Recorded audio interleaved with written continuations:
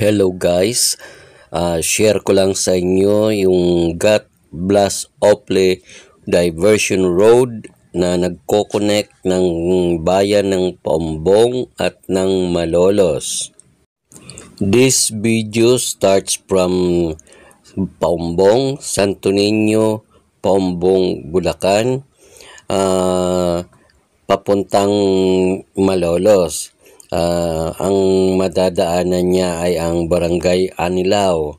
Diyan guys, nasa Barangay Anilao tayo. Yan ang bridge ng Barangay Anilao, Malolos, Bulacan. Yan yung tulay. Dati guys, wala pang mga wala pang mga establishment or mga stores or mga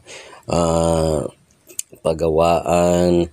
Pero ngayon guys, marami na siyang parang has to be talagang develop na siya. Ngayon yan, meron ng mga yan subdivision. Although may mga bakante pa rin mga lote. Yan. Ako'y papunta niyan sa Divisoria guys. So nakatuwaan ko na kuna ng video yung from this Gat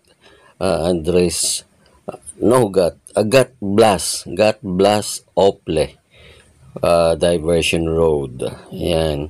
Diyan guys, nasa na tayo? Nasa Bulihan.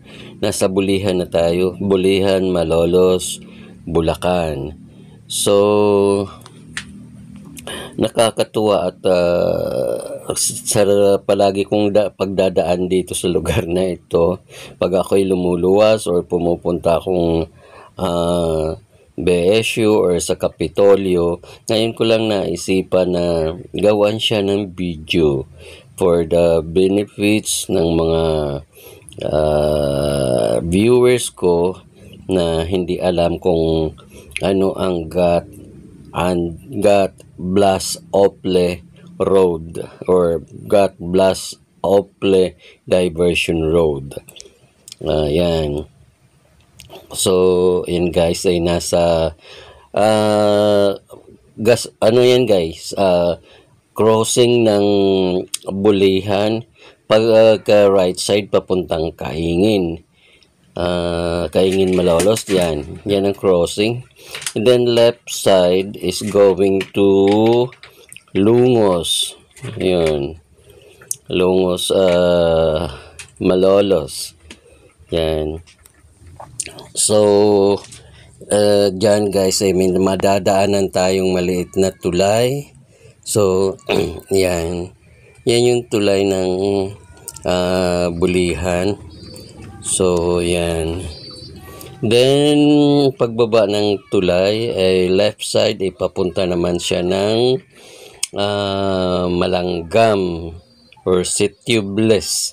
Yan guys, papunta yan ng Sitio Bliss, yung papuntang Malanggam. So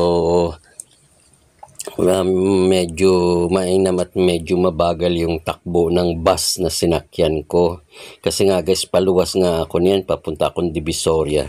Bibili ako ng mga gamit ng mga kinakailangan ko sa aking pananahi.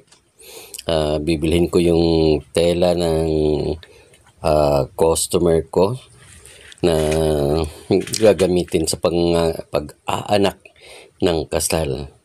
So magnininang siya. So kailangan bilhin ko yung tela sa Divisoria. Kasi medyo sa Divisoria guys, yun yung bilihan ng mga, of course, mga murang tela, kasi konti pa lang ang patong nila. Bagsakan kasi yung Divisoria. Kilala yung Divisoria guys, na talagang puntahan ng mga mamimili. Yan guys, yan nasa na tayo. Bulihan pa rin yan guys, kasi ang Barangay Bulihan, Malolos, Bulacan is malaki siyang barangay. Mas malaki siyang barangay. Sa unahan yan guys ay mapupunta tayo sa isang cross. It's not crossing, T. Parang pati siya. T Road. Ayan, sa kaliwa is papunta ng papuntang Besyo. Tapos ang kanan is papuntang Katmon. Yan. So, yan guys. Kakaliwa tayo. Ayan. Yan ipapunta na ng BSU. Yung nadaanan natin pagkakanan yun ay yung papunta yun ng Katmon. Yan, nandun yung ACE Medical Center. Yun, madadadaanan natin yun guys. Tapos, sa tapat niyan, right side, is the La Consolacion University or LACO, kung tawagin. La Consolacion University. The first Catholic University ng Bulacan. So, ayan. School din yan guys. So, malapit na tayo sa crossing. No, it's not crossing. Sa yung end ng Ople Road or pinakadulo na ng